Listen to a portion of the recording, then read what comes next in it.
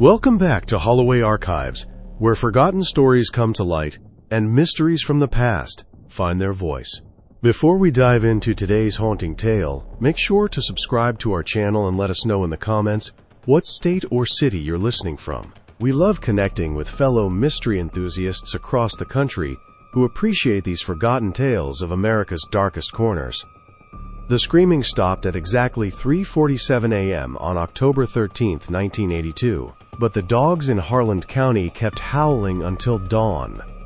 This wasn't the first time silence had fallen like a blade across the Cumberland Mountains, cutting through the night air, thick with cold dust and secrets that festered in the hollow's belly.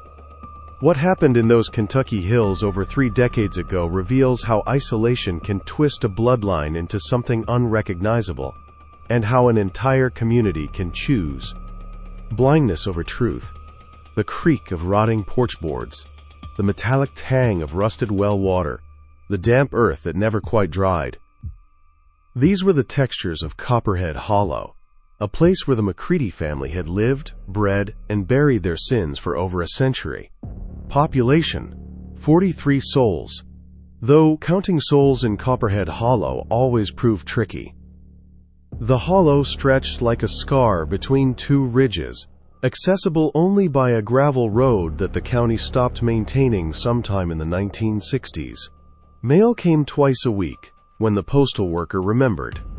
Electricity arrived in 1974, but most families still used kerosene lamps out of habit or stubborn pride. The Macready compound sat at the hollow's dead end, where the creek bent around a cluster of trailers and lean-tos that seemed to multiply like mushrooms after rain. By 1980, 3 generations of Macreadys lived within shouting distance of each other. Patriarch Ezekiel, his 6 children, and a growing brood of grandchildren whose parentage blurred like watercolors in rain. The family tree looked more like a thorn bush, tangled, dense, and dangerous to touch. County records showed 14 births at the compound between 1975 and 1982. But only 9 death certificates were ever filed. The first hint that something had gone wrong came from a social worker named Margaret Finley, who made the mistake of trying to enroll the Macready children in school. Her report, dated September 5, 1981, described severe developmental delays consistent with prolonged isolation and possible nutritional deficiencies. She noted that several children appeared to share identical facial features despite being listed as cousins rather than siblings.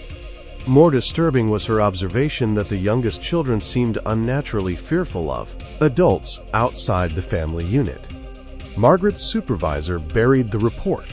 Mountain families had their ways, he reasoned, and the Macreadys weren't bothering anyone. Besides, Ezekiel Macready had friends in the sheriff's department. Men who remembered when his moonshine had kept their own families fed during the lean years. Some silences, the mountains teach you, are worth keeping. But the hollow itself began to change. Hunters reported that game trails avoided the Macready property, as if the animals sensed something predators instinctively fear. The creek that ran past their compound started running murky year-round, thick with sediment that didn't match the local geology. And at night, when the wind was right, neighbors heard sounds that didn't belong to any creature they recognized. Something was growing in the dark. By the summer of 1982, the youngest Macready children had stopped venturing beyond the tree line that marked their property. The older ones emerged only to trade pelts and mason jars of clear liquid for supplies in town, their eyes never quite meeting those of the store clerks who served them. They moved with the careful silence of people who had learned that noise invited attention and attention invited pain. What would you do if you suspected something unspeakable was happening just 5 miles from your own home, but every instinct told you that looking too closely might make you the next victim? The answer came on that October night, when Deputy Sheriff Michael Torres decided to investigate reports of gunshots from the hollow, and discovered that some family trees grow their roots in ground, too poisoned to sustain anything resembling humanity. Deputy Michael Torres had seen plenty of mountain families living rough, but the smell hit him before he'd even stepped out of his patrol car. sweet decay mixed with wood smoke and something else that made his stomach turn. This wasn't poverty. This was something that had learned to hide behind poverty's familiar face. What Torres found that night would haunt Kentucky State Police files for decades, becoming the kind of case that veteran investigators whispered about in break rooms and rookie cops weren't allowed to touch. The gravel crunched under his boots as he approached the main trailer, a double wide that sagged in the middle like a broken spine. His flashlight beam caught movement in the windows, shadows that seemed to dart away from the light with unnatural speed. The air tasted of copper and fear.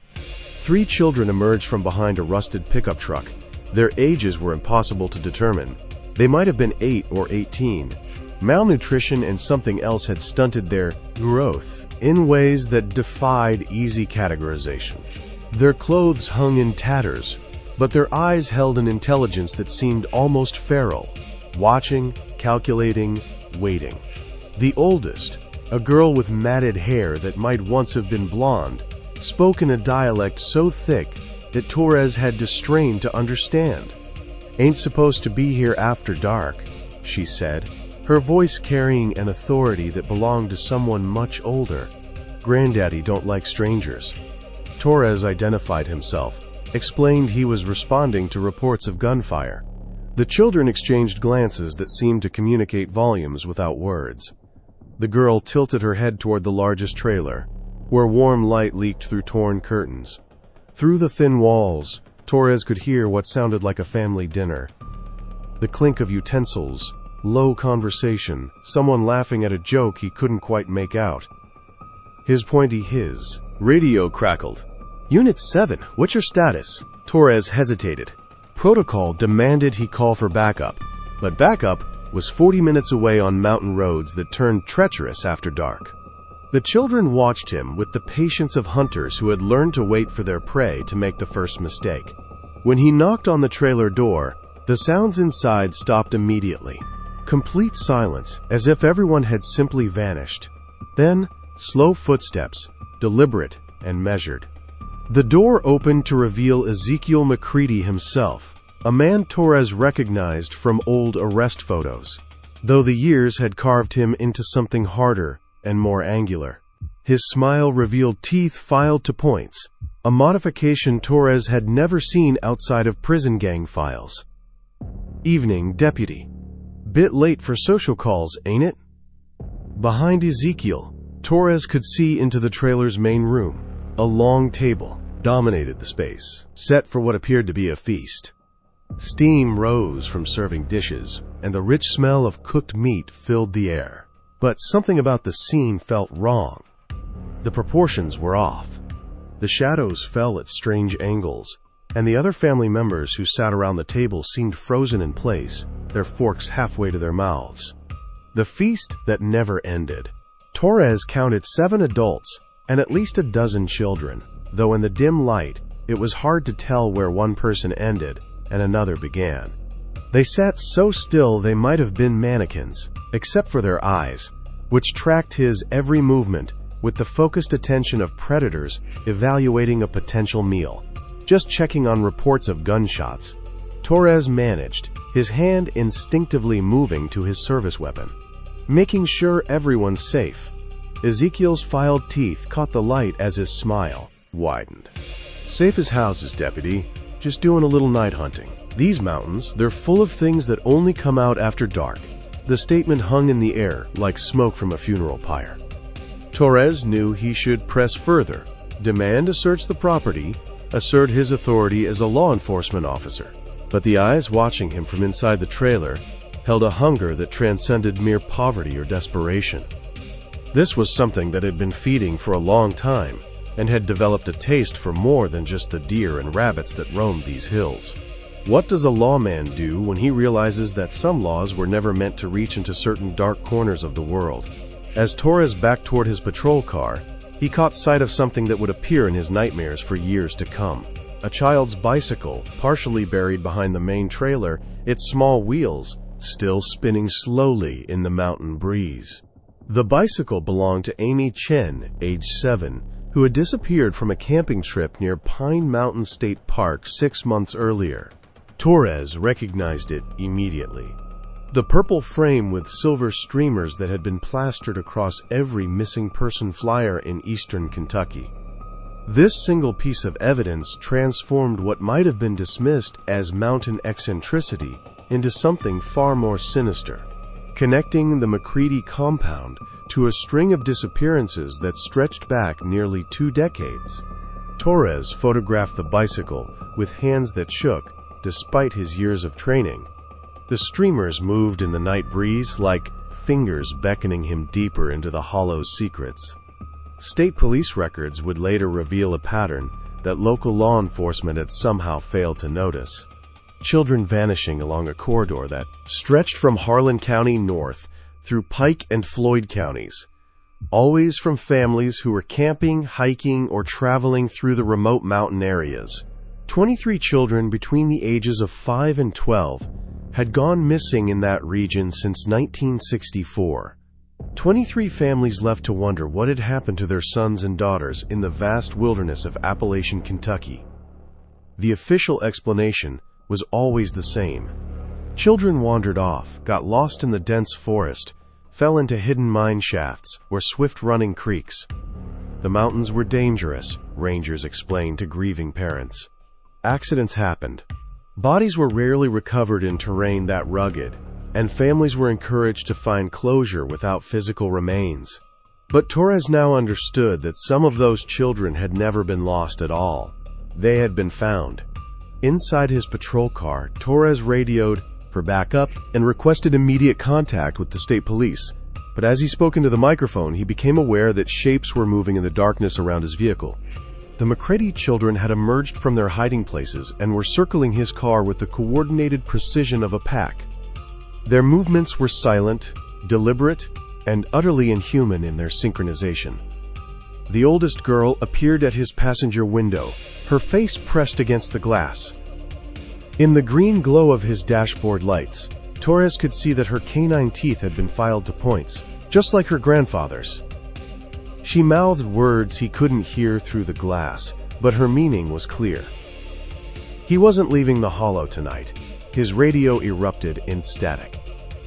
No matter how he adjusted the frequency, he couldn't raise dispatch. The children began rocking his patrol car, gently at first, then with increasing violence. Torres drew his service weapon, but found himself unable to aim it at children. Even children whose eyes reflected light like nocturnal predators, and whose fingernails had been sharpened into claws. The innocence that was never innocent. From his police academy training, Torres remembered reading about the Sawney Bean clan in 16th century Scotland, a family of cannibals who had preyed on travelers for decades. The case had been presented as historical curiosity, an example of how isolation could corrupt human nature. But sitting in his patrol car surrounded by the McCready children, Torres realized that some horrors didn't stay buried in history books. A report filed by Kentucky State Police Detective Frank Morrison on November 2, 1982, would later describe finding evidence of systematic predation at the McCready compound.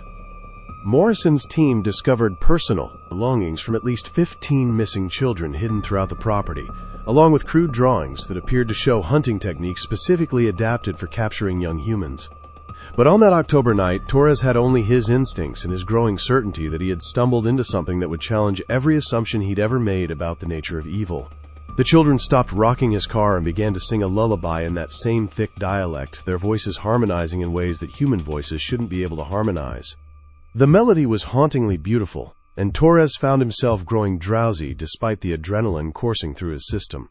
He understood with crystal clarity that this was how they had lured the camping children away from their families, with songs that promised safety and warmth and something that looked like love from a fine distance. What kind of family teaches its children to hunt other children? And what kind of society allows such a family to perfect their techniques across multiple generations?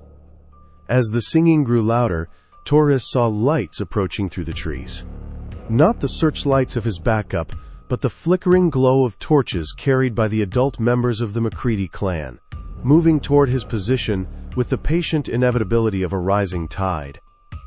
The torches moved through the trees like fallen stars, each flame casting dancing shadows that transformed the familiar forest into a maze of lurking threats. Torres counted at least 12 figures approaching from different directions, their movements coordinated with the precision of hunters who had practiced this dance many times before. This wasn't random violence or desperate poverty. This was a family business that had been refined across generations, passed down like recipes or farming techniques. The radio in Torres's patrol car had gone completely dead, not even static breaking the electronic silence. His backup wasn't coming, and even if it was, 40 minutes might as well have been 40 hours. Ezekiel McCready emerged from the largest trailer carrying what appeared to be a modified hunting rifle, its barrel shortened and its stock carved with symbols that seemed to writhe in the torchlight. Behind him walked a woman Torres hadn't seen before, tall, gaunt, with iron-gray hair braided with what looked like small bones. She moved with the confident stride of someone accustomed to being obeyed without question. "That's Granny McCready," the girl at his window whispered, her breath fogging the glass. "She's the one who teaches us the old ways, the hungry ways." Torres tried his engine. It turned over once, then died with a mechanical wheeze that sounded almost like laughter. The children began backing away from his car, their job apparently finished. Whatever they had done to disable his vehicle, they had done it quietly and efficiently while he'd been distracted by their singing. A Kentucky State Police forensics report dated December 15, 1982, would later detail the modifications found throughout the McCready compound: hidden pits covered with branches and leaves, snare traps sized for small humans, and a network of underground tunnels that connected the various trailers and outbuildings. The family had turned their entire property into a hunting preserve designed for one specific type of prey. But Torres didn't know about the tunnels yet. He didn't know about the preservation techniques the family had developed, or the careful record-keeping that tracked each victim's age, weight, and nutritional value. All he knew was that he was trapped in a place where the normal rules of civilization had been suspended for so long that their absence had become a tradition. The torchbearers had formed a loose circle around his patrol car, staying just beyond the reach of his headlights. They weren't advancing yet, but they weren't retreating either. They were waiting for something, a signal perhaps, or simply the right moment. Torres had investigated enough hunting accidents to recognize the behavior. They were giving their prey time to exhaust itself with panic before moving in for the kill. The patient hunger. Granny McCready raised one skeletal hand, and the circling figures stopped moving. Her voice carried clearly across the hollow, speaking in that same thick dialect, but with an authority that made the words sound like ancient incantations. "Been a long time since we had us a lawman. Last one was back in 68 state trooper who got too curious about the missing hikers." Torres felt his blood turn to ice. He remembered that case from the academy. Trooper Daniel Kellerman, who had vanished while investigating reports of missing campers in the Daniel Boone National Forest. His patrol car had been found abandoned near a hiking trail, doors open, radio still crackling with unanswered calls from dispatch. The official report listed him as missing and presumed dead, victim of a hiking accident or possible foul play by unknown perpetrators. Danny Kellerman fought real good. Granny McCready continued, her voice carrying a note of professional respect. Took 3 of the boys to bring him down. But he was tough eating, all muscle and gristle. "You look like you might be more tender."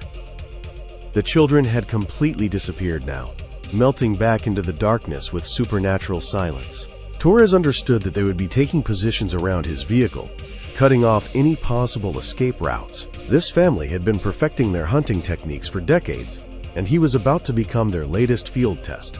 What do you do when you realize that the badge and uniform that represent law and order mean nothing to people who have created their own system of justice, one based on hunger rather than morality? As if responding to some unheard signal, the torchbearers began moving again, closing their circle with the methodical patience of people who knew their prey had nowhere to run. Torres made his decision in the space between heartbeats. He wasn't going to die sitting in a disabled patrol car, like a gift-wrapped present. He kicked open his door and rolled into the darkness beyond his headlights, using every shadow and depression in the ground to stay hidden from the advancing torchbearers. This desperate gambit would save his life, but it would also reveal the true scope of what the Macready family had built in their isolated hollow over the course of 3 generations. The ground beneath Torres's feet felt wrong. Too soft in some places, too firm in others, as if the earth itself had been extensively modified. Within minutes of leaving his vehicle, he discovered why. His foot broke through what appeared to be solid ground, revealing a carefully camouflaged entrance to a tunnel system that honeycombed the entire hollow. The tunnels were hand-dug but expertly reinforced with salvaged timber and corrugated metal, creating a subterranean network that connected every building on the Macready property. More disturbing were the side chambers he glimpsed by the light of his failing flashlight. Small, cell-like spaces with heavy wooden doors and crude ventilation systems. A forensic anthropologist's report filed 6 months later would describe finding the remains of at least 37 individuals in various stages of preservation throughout the tunnel system. Dr. Sarah Martinez's clinical language couldn't quite mask her horror. Evidence suggests systematic processing of human remains for consumption, with particular attention paid to preservation techniques that would extend storage time in the humid mountain environment. But Torres didn't have the luxury of clinical detachment. He could hear the Macreadys above ground, coordinating their search with whistles and calls that sounded more animal than human. Their torchlight occasionally filtered down through hidden openings, creating moving patterns of light and shadow that made navigation through the tunnels a nightmare of wrong turns and dead ends. In one of the side chambers, Torres discovered something that nearly broke his sanity. Children's clothing, neatly folded and organized by size, tiny shoes arranged in rows, stuffed animals positioned as if they were still being played with, and scratched into the wooden walls, dozens of names with dates beside them, creating a ledger of victims that stretched back to 1959. The Inventory of Innocence. Some of the dates corresponded to missing children cases Torres recognized from his police training. Others were so old that the families who had lost those children were probably dead themselves. The Macready family had been hunting for over 2 decades, perfecting their techniques and expanding their territory with each successful kill. Near the bottom of one wall, scratched in a child's uncertain handwriting, Torres found a message that stopped him cold. "My name is Tommy Walsh. Today is my birthday.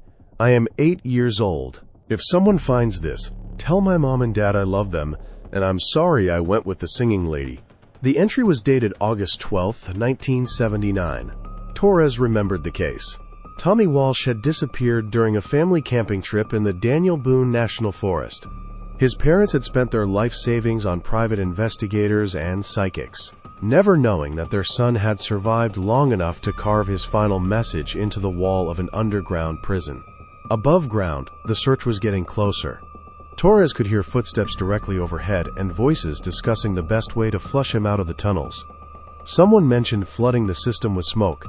Another voice suggested using the dogs, though Torres hadn't seen any dogs on the property. Then he realized they weren't talking about animals. Turn loose the young ones. Granny Macready's voice echoed down through the tunnel. "System, they know these holes better than anybody, and they can smell fear from a mile away." The sounds that began filtering down from above weren't quite human, a mixture of excited yipping and what might have been laughter, if laughter could carry such hunger and anticipation. The Macready children were being released into the tunnel system, and Torres understood with crystal clarity that they had been raised for exactly this purpose. What happens to children who are taught that other children are food?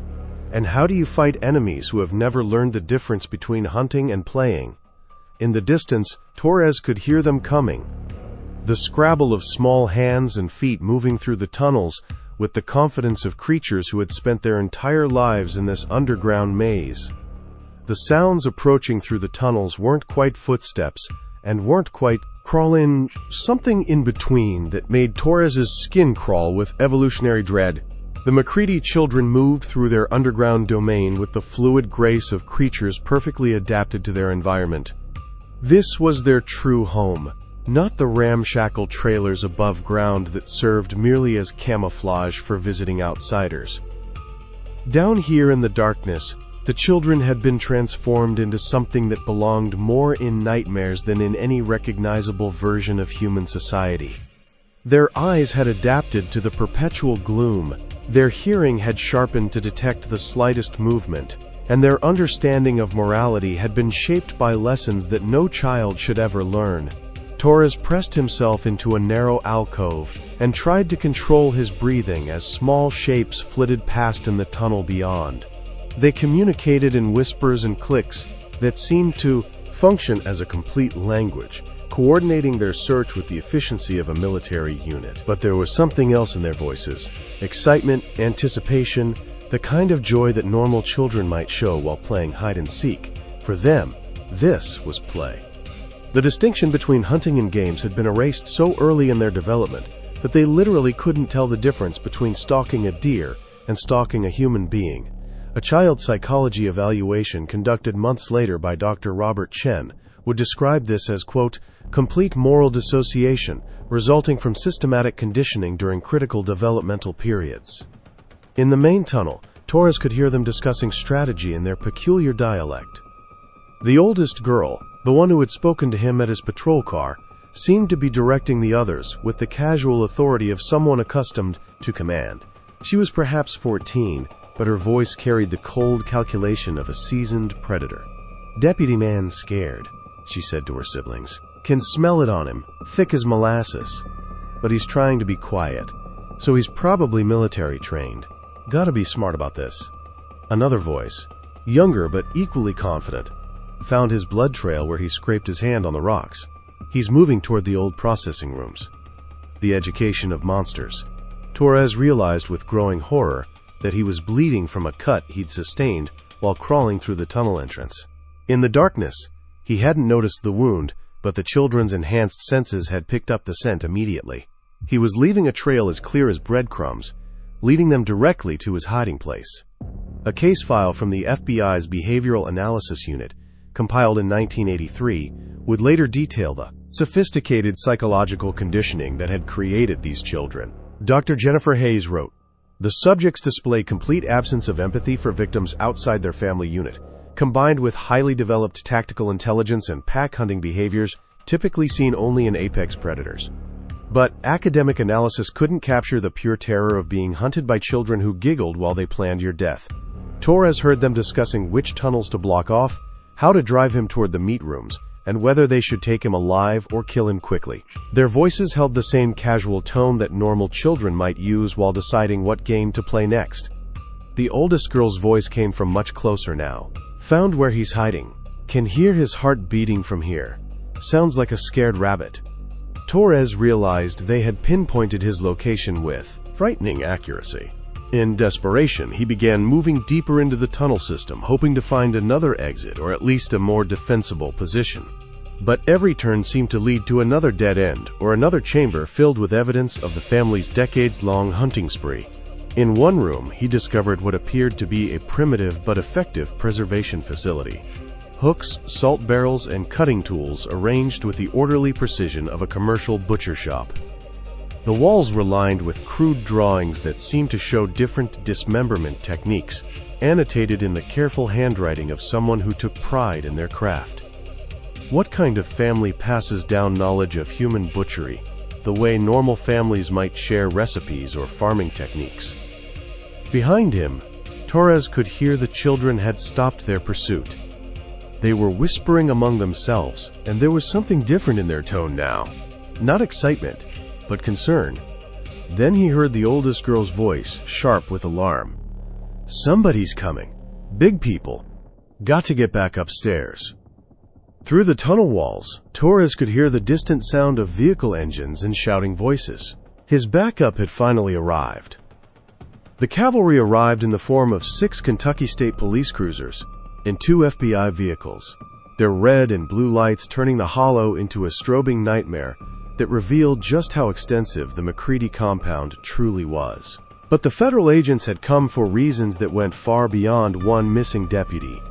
This raid was the culmination of a 2-year investigation that had connected the disappearances in eastern Kentucky to a broader pattern of missing persons cases across 3 states, all linked by a single common thread. Families who had been living off the grid for generations, sustained by resources that couldn't be accounted for through any legitimate means. The Macreadys were just one branch of a network that stretched deep into the most isolated corners of Appalachian America. Special Agent Patricia Valdez had been tracking this network since 1980, when a routine audit of missing persons reports had revealed statistical anomalies that couldn't be explained by accident or coincidence. Too many children were disappearing in areas where certain families had historical claims to large tracts of remote land. Too many of those disappearances followed similar patterns: families camping or hiking, children who wandered away from supervised areas, searches that yielded no physical evidence. The operation tonight was codenamed Harvest Moon, a designation that would prove grimly appropriate given what the investigators were about to uncover. Torres emerged from the tunnel system, covered in dirt and blood, and babbling about underground chambers filled with children's clothing. The full scope of the horror began to unfold. Agent Valdez's team moved through the compound with military precision, their tactical lights revealing details that the torchlight had mercifully concealed. The main trailer contained a kitchen that had been modified for processing large quantities of meat, with industrial-grade grinders and preservation equipment that no normal family would ever need. Freezer units hummed with electrical power diverted illegally from county lines, the infrastructure of appetite. But it was the children who presented the most complex challenge for law enforcement. Ranging in age from 5 to 17, they had been so thoroughly conditioned by their environment that they couldn't understand why the raid was taking place. When agents attempted to separate them from the adult family members, several became violent, attacking officers with the coordinated ferocity of wild animals defending their pack. A psychological evaluation report filed by Dr. Maria Santos on December 3, 1982, described the children as functionally feral, displaying attachment behaviors typical of trauma bonding but directed toward perpetrators rather than protective figures. The youngest ones had never attended school, never interacted with outsiders, never learned that the world contained any other way of living. Granny Macready, when finally cornered in the main trailer, showed no remorse or even comprehension that she had done anything wrong. Her statement to investigators, recorded on October 14, 1982, revealed the twisted logic that had sustained the family's predation for decades. "Ain't no different than hunting deer or rabbits. World's got too many people anyway. We're just doing what nature intended. Strong eating the weak." The evidence recovered from the compound filled 3 FBI warehouse facilities. Personal belongings from victims dating back to the 1950s, detailed records of each kill including weights, ages, and what the family termed meat quality assessments. Photographs that documented the family's evolution from occasional opportunistic predation to systematic hunting operations. Perhaps most disturbing were the training materials' crude manuals that documented the Macready had turned cannibalism into a science, complete with research notes and experimental data. What do you do with children who have been raised to see other children as livestock? And how do you rehabilitate minds that have never learned the most basic human taboos? The answers to those questions would challenge the criminal justice system for years to come. But the immediate priority was determining just how many other families might be operating similar hunting grounds throughout the remote corners of America. As dawn broke over Copperhead Hollow, revealing the full extent of the underground tunnel system and the carefully concealed killing grounds, Agent Valdez received a radio call that chilled her blood. Similar compounds had been identified in West Virginia, Tennessee, and North Carolina, all connected by family ties and shared methodologies that suggested a coordinated network spanning multiple generations. The phone calls started coming in before the sun had fully risen over Harlan County. Reports from law enforcement, as agencies across 4 states, describing families who had suddenly abandoned their remote properties in the middle of the night, leaving behind only empty buildings, and the lingering smell of smoke from hastily burned evidence. This coordinated exodus revealed the true scope of what investigators had stumbled upon. Not an isolated family of cannibals, but a network of related clans who had been sharing information, techniques, and even victims for over a century. The Macabres were just the tip of an iceberg that extended deep into the most forgotten corners of Appalachian culture, where isolation had allowed ancient hungers to evolve into something resembling a primitive religion. Federal agents discovered that the network operated on a rotation system. When hunting pressure became too intense in one area, families would relocate their operations to territories controlled by related clans. Children who grew up in this system learned to think of the entire mountain region as a single hunting ground, with different families controlling different sections like feudal lords dividing up a medieval kingdom. Communication between the families had evolved beyond simple word of mouth. Investigators found evidence of coded messages passed through seemingly innocent channels, classified ads in local newspapers, messages left at rural post offices, even signals transmitted through illegal CB radio networks that operated outside federal monitoring. When the Macabre compound was raided, warnings had spread through this communication system within hours. A joint task force report compiled by the FBI and ATF in March 1983 would document at least 7 related family groups operating across each group controlled territory that included popular camping areas, hiking trails, and scenic routes that attracted the kind of isolated travelers who made ideal targets. The feast that traveled. The Buchanan clan in West Virginia had specialized in targeting hitchhikers along remote stretches of Interstate 77. The Crawley family in North Carolina had focused on backpackers using the Appalachian Trail. Each group had developed techniques adapted to their specific hunting grounds, but all shared the same core methodology: identify isolated victims, lure them to remote locations, and dispose of evidence in areas where searches would be difficult or impossible. What made the network particularly difficult to detect was its careful attention to victim selection. Families chose targets who wouldn't be missed immediately.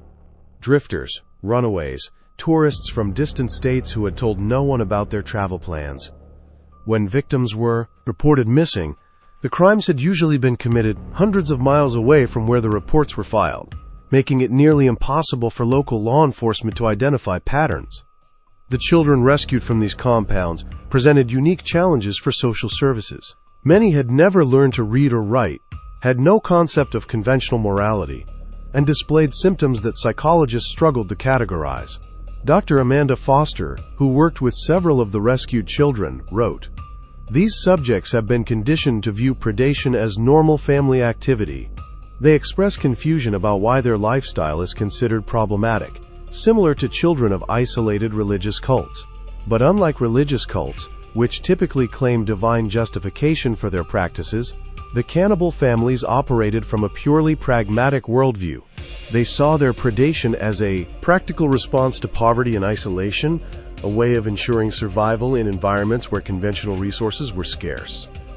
Several family members, when interviewed separately, expressed genuine bewilderment that society considered their practices immoral. Ezekiel McCready, during his interrogation on October 20, 1982, provided investigators with their first comprehensive look at the network structure. "Been doing this since my granddaddy's time. He learned it from his granddaddy, who learned it from the old country. Ain't nothing new about it. Just folks taking care of their own when times get hard." The old country references led investigators to historical research that revealed similar practices among isolated populations in rural Scotland and Ireland during the 18th and 19th centuries, exactly the regions from which many Appalachian families had originally immigrated. The cannibalism wasn't a recent development triggered by poverty or desperation. It was a cultural tradition that had been preserved and refined across multiple generations. What happens when an entire way of life is built around predation? And how do you dismantle a network that has been operating successfully for over a century? The answer came in the form of Operation Mountain Sweep, a coordinated law enforcement action that would target all known network locations simultaneously, ensuring that no families could escape to continue their operations elsewhere. Operation Mountain Sweep launched at exactly 4 a.m. on November 15, 1982, with simultaneous raids on 17 locations across 4 states, the largest coordinated law. The results exceeded even the most pessimistic projections of federal investigators. This final phase of the investigation would reveal that the network of cannibal families had been operating not for decades, but for over a century, with some family lines tracing their predatory practices back to the 1800s. What had begun as desperate survival tactics during the hardest years of mountain settlement had evolved into a sustainable lifestyle that had claimed hundreds of victims across multiple generations. The evidence recovered during the raids filled an entire FBI warehouse facility in Quantico. Personal belongings from victims dating back to the 1920s. Photographs that documented family hunts like other families might document holiday gatherings, and genealogical records that revealed the network's true scope. Over 200 individuals across 12 extended family groups, all connected by blood, marriage, and shared methodology. Most disturbing were the children. 47 minors were recovered during the raids, ranging in age from infants to teenagers. Many had never seen electric lights or indoor plumbing. Some spoke only in the hybrid dialect that had evolved within the network, mixing archaic English with terms that seemed to come from no recognizable language. All had been raised to consider human predation as normal as hunting deer or raising livestock. Dr. Patricia Henley, the clinical psychologist assigned to evaluate the rescued children, wrote in her final report, "These subjects represent a unique case study in environmental conditioning. They have been systematically isolated from conventional moral frameworks and trained to view behaviors that society considers among the most heinous as routine family activities. The inherited hunger. The adult family members showed varying degrees of cooperation with investigators. Some, like Ezekiel McCready, seemed genuinely confused by the legal proceedings against them. Others displayed a cunning intelligence that had allowed them to operate undetected for so long, providing minimal information while carefully protecting other network members who might have escaped the raids." Granny McCready, the acknowledged matriarch of the network, proved to be the most chilling interview subject. Her statement to FBI agents on November 20, 1982, provided the clearest insight into the network's mindset. "Y'all act like we invented something new. Folks been eating folks since the beginning of time. We're just honest about it. At least we don't pretend we're civilized while we're doing it." The trials that followed would stretch across 3 years and result in 47 convictions for various charges, ranging from murder to kidnapping to violation of federal interstate commerce laws. But the legal proceedings couldn't address the larger questions that the case had raised about the nature of civilization itself and how easily human societies could revert to predatory behaviors when isolated from conventional moral oversight. Perhaps most troubling was the discovery that the network had maintained detailed records of their activities, treating their predation as a form of oral history that needed to be preserved for future generations. Children had been taught songs that celebrated successful hunts, stories that passed down tactical knowledge, and rituals that reinforced their separation from the soft world beyond the mountains. The psychological profiles compiled during the investigation revealed a disturbing pattern of intergenerational trauma that had been weaponized into a survival mechanism.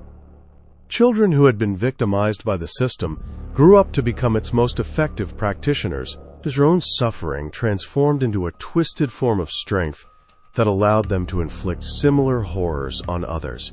Dr. Marcus Webb, a forensic psychiatrist who interviewed multiple family members, noted in his report, "The subjects display no recognition that their actions constitute moral violations. They have been conditioned to view empathy as weakness and predation as natural law.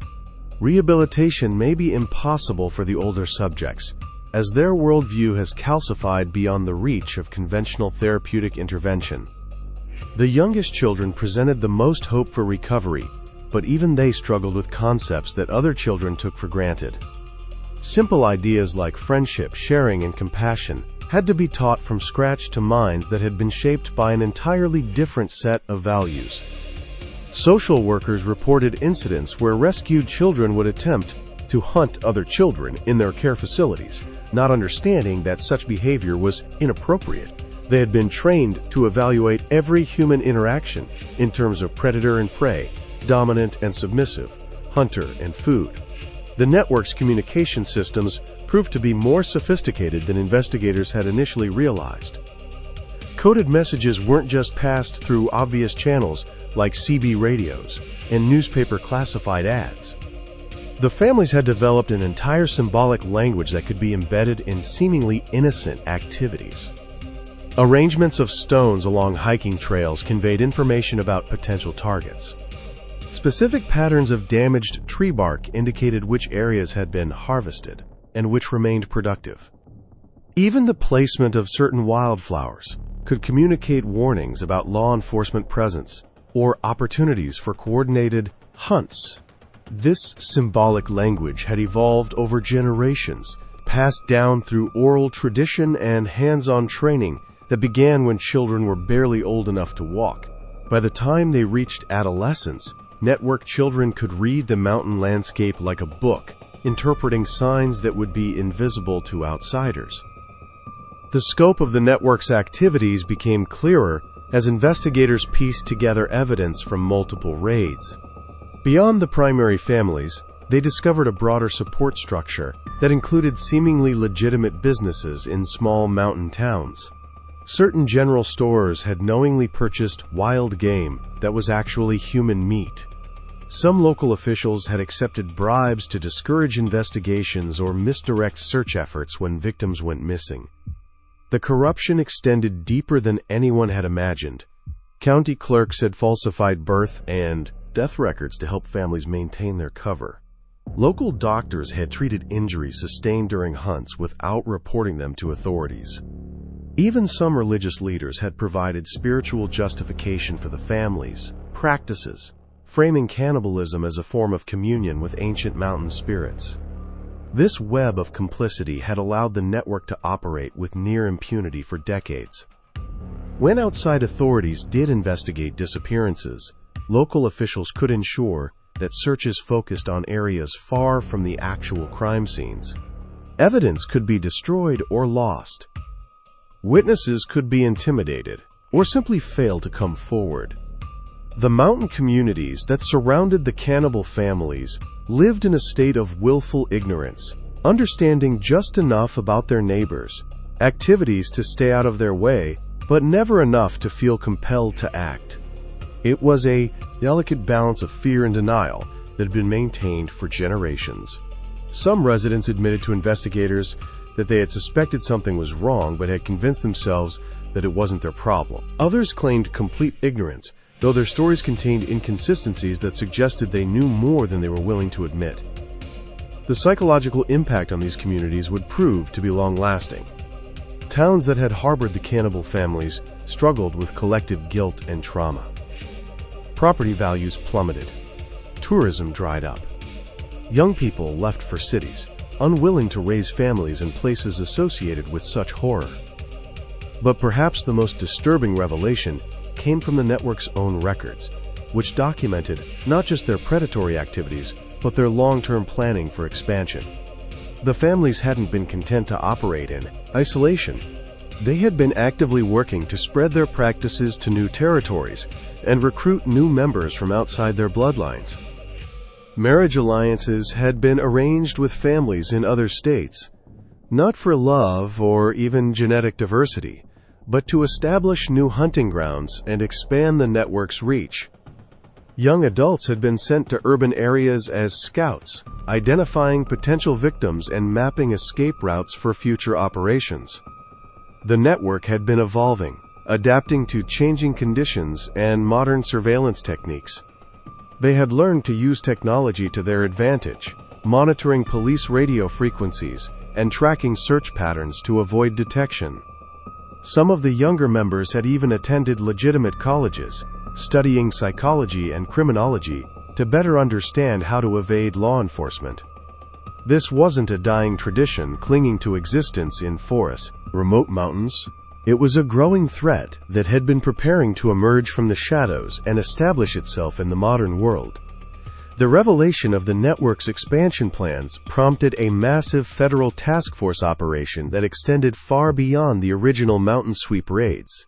FBI agents, working with state and local authorities across a dozen states, began investigating hundreds of missing persons cases that might be connected to the cannibal network.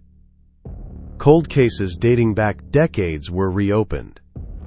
Families who had given up hope of finding their lost loved ones were contacted and asked to provide new details about the circumstances of the disappearances. Forensic teams were dispatched to remote locations identified in the network's records, searching for burial sites and evidence caches that might have been overlooked in earlier investigations. The scope of the horror continued to expand with each new discovery. Mass graves were found in national forests across 3 states. Hidden chambers containing preserved human remains were uncovered in caves and abandoned mine shafts. The network had been far more prolific and far more organized than anyone had imagined. Dr. Sarah Chen, the forensic anthropologist who led many of these excavations, described the experience as archaeological work in reverse.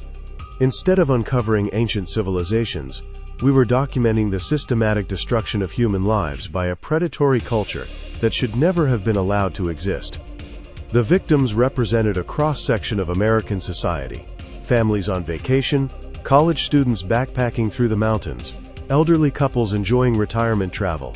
The network had been an equal opportunity predator, targeting anyone who appeared vulnerable and isolated. Some of the evidence suggested that the network had even targeted law enforcement officers who had gotten too close to the truth.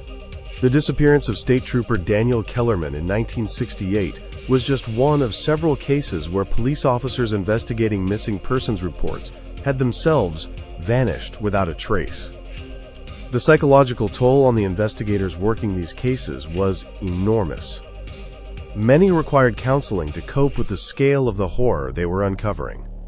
Some requested transfers to other assignments, unable to continue working on cases that challenged their fundamental assumptions about human nature. FBI Special Agent Patricia Valdez, who had led the initial investigation, took early retirement after the completion of Operation Mountain Sweep. In her final report, she wrote, "In 30 years of law and enforcement, I have investigated serial killers, terrorist cells, and organized crime syndicates. But nothing prepared me for the systematic evil we uncovered in these mountains." The network represented something beyond individual pathology. It was an entire culture built around the consumption of human life. The captured network members showed varying degrees of adaptation to prison life. The older adults, particularly the matriarchs like Granny McCready, never adjusted to confinement. Many died within a few years of their capture, unable to survive outside the mountain environment that had shaped their entire existence. The middle generation, adults who had been raised in the network but were young enough to potentially adapt, presented a complex challenge for the correctional system. Some showed genuine remorse once exposed to alternative moral frameworks, but others remained committed to their original beliefs and attempted to recruit other inmates into their worldview. Prison officials had to take special precautions to prevent the cannibal family members from forming alliances with other violent offenders. Several attempted to establish new hunting networks within the prison system itself, targeting weaker inmates for predation. The youngest adults and adolescents offered the best hope for rehabilitation, but even their treatment required specialized approaches that pushed the boundaries of correctional psychology. Traditional therapy techniques proved inadequate for minds that had been shaped by such extreme conditioning. New treatment protocols had to be developed specifically for individuals who had been raised to view other humans as prey. The process of rebuilding their moral frameworks from scratch was slow and often unsuccessful. Many of the rescued children would spend their entire lives in institutional care, never fully integrating into conventional society. The network's children, who were too young to be prosecuted, but too dangerous to place in normal foster care, presented an unprecedented challenge for social services. Special facilities had to be established to house and treat them. with security measures more typical of maximum security psychiatric hospitals than children's homes. These facilities became the subject of intense ethical debate. Critics argued that the children were being punished for crimes they hadn't chosen to commit, while supporters insisted that public safety required extreme measures when dealing with individuals who had been trained from birth to view murder and cannibalism as normal behavior. The long-term outcomes for these children were mixed at best. Some of the youngest, with intensive therapy and careful supervision, eventually learned to function in supervised settings. But others never progressed beyond the most basic social skills, remaining dangerous to themselves and others throughout their lives. Follow-up studies conducted years later would show that even the most successfully rehabilitated former network members continued to struggle with intrusive thoughts about hunting and consuming human prey. The conditioning they had received in early childhood had created neural pathways that could be suppressed but never completely eliminated. The last active member of the network, a woman named Sarah Buchanan, was arrested in West Virginia in 1985 while attempting to establish a new hunting ground near the New River Gorge. Her capture marked the official end of Operation Mountain Sweep, but investigators knew that other isolated families might be continuing the practices in locations that had never been identified. Buchanan's arrest revealed that the network had maintained contingency plans for exactly this scenario. Safe houses had been established in remote areas of Canada and Mexico, stocked with supplies and weapons for network members who might need to flee American jurisdiction. False identities had been prepared, complete with documentation that would allow fugitive family members to establish themselves in new territories. The investigation into these contingency plans revealed connections to other criminal organizations, smuggling rings that specialized in moving people across international borders, document forgers who created new identities for fugitives, and even legitimate businesses that could provide cover for relocated network members. The complexity of the network's operations continued to. This wasn't simply a collection of isolated mountain families practicing cannibalism. It was a sophisticated criminal organization with international connections and resources that rivaled those of major drug cartels. Deputy Michael Torres, whose discovery of the Macabre compound had triggered the entire investigation, retired from law enforcement in 1984. He moved to a small town in Florida, as far from the mountains as he could manage, but neighbors reported that he kept all his curtains drawn and never answered his door after dark. Torres refused all interview requests from journalists and researchers studying the case. In one of his few public statements, made to a local newspaper in 1987, he said, "Some things are better left buried. The world don't need to know all the details about what we found up there. Just knowing it existed is horror enough." The trauma extended beyond the immediate participants in the investigation. Families of the network's victims struggled to process the revelation that their loved ones had not simply died in hiking accidents or at the hands of random killers, but had been systematically hunted and consumed by organized predators. Support groups were established for these families, but many found it impossible to find closure. The knowledge that their children, parents, or spouses had suffered such a fate was too horrific to integrate into any normal grief process. Some families filed lawsuits against local governments, arguing that law enforcement agencies had been negligent in their failure to detect the network's activities. While most of these lawsuits were unsuccessful, they highlighted the systemic failures that had allowed the cannibals to operate for so long. The Macabre compound was burned to the ground by federal agents in December 1982, but local residents claim that smoke still rises from that hollow on certain nights. Not from any fire that can be extinguished, but from appetites that were never fully satisfied. The other network locations met similar fates. Buildings were demolished, tunnels were sealed with concrete, and the land was declared unsuitable for development. But the psychological scars left on the landscape proved more persistent than the physical evidence. Hunters and hikers continue to report strange encounters in areas once controlled by the network. Sounds that don't belong to any known animal, arrangements of bones that seem too deliberate to be natural, and an overwhelming sense of being watched by hostile intelligence. Park rangers dismiss most of these reports as overactive imaginations influenced by knowledge of the area's dark history. But some veteran rangers speaking off the record admit that certain areas still feel wrong, as if the land itself had been contaminated by decades of human predation. The network's influence on regional folklore has been profound. New legends have emerged in Appalachian communities, stories about families that hunt humans, children who sing to lure victims into the woods, and ancient hungers that can never be satisfied. These stories serve a protective function, warning children and visitors about the very real dangers that once existed in these mountains. But they also perpetuate the trauma, ensuring that the horror of the cannibal network continues to haunt these communities long after the last of its members has been captured or killed. Academic researchers have studied the network extensively, trying to understand how such an organization could develop and thrive in modern America.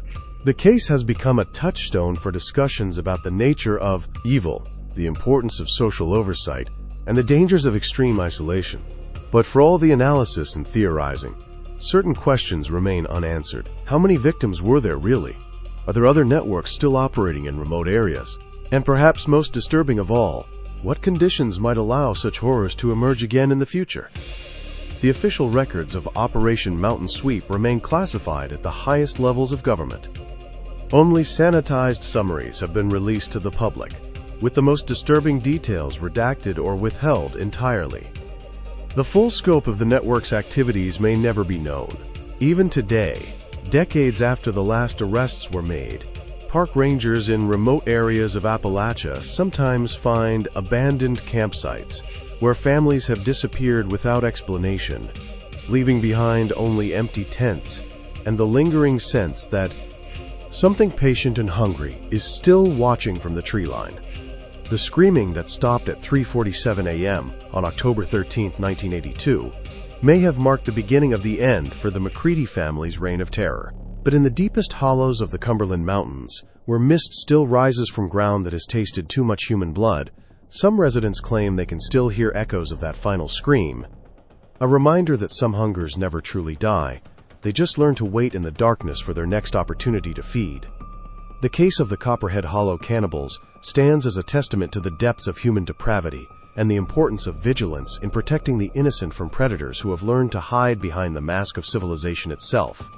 It reminds us that evil doesn't always announce itself with obvious signs.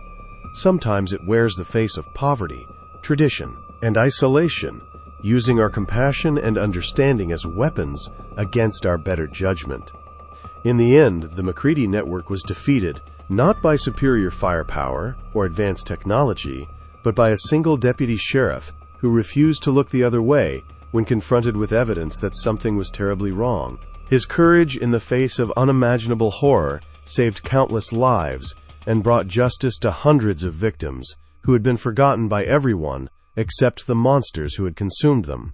But the victory came at a cost that continues to reverberate through the communities touched by this darkness. The knowledge that such evil could flourish undetected for so long has changed these mountain towns forever, replacing the simple trust that once bound neighbors together with a wariness that may never fully heal. The hollow, where the Macabre compound once stood, remains empty to this day, avoided by hunters and hikers who report an atmosphere of lingering malevolence that seems to seep from the very ground itself. Local authorities have posted signs warning visitors away from the area, citing unstable terrain and environmental hazards. But the real hazard may be something far more subtle: the psychological impact of standing in a place where human civilization temporarily collapsed into something primitive and hungry, leaving behind only the echo of screams that stopped at exactly 3:47 a.m. on a night when evil finally met its match in the courage of one man who refused to drive away from the darkness. If this story has affected you as much as it has affected us, please remember to subscribe and let us know in the comments what state or city you're from. We appreciate every one of you who joins us in exploring these dark corners of American history. Until next time, stay safe out there, and remember, sometimes the most dangerous predators are the ones that look most like us.